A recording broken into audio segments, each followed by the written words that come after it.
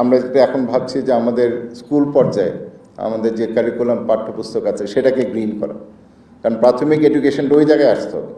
সেখানে আমরা তাদেরকে বনের গুরুত্ব, আমাদের জীববৈচিত্র্য, পরিবেশ, জলবায়ু পরিবর্তন, এইটার যদি একটা প্রাথমিক ওরিয়েন্টেশন থাকে, বিকজ এটা ছাড়া আমাদের টিকে থাকা কিন্তু সম্ভব হবে না, আমাদেরকে ওই জায়গায় যেতে হবে।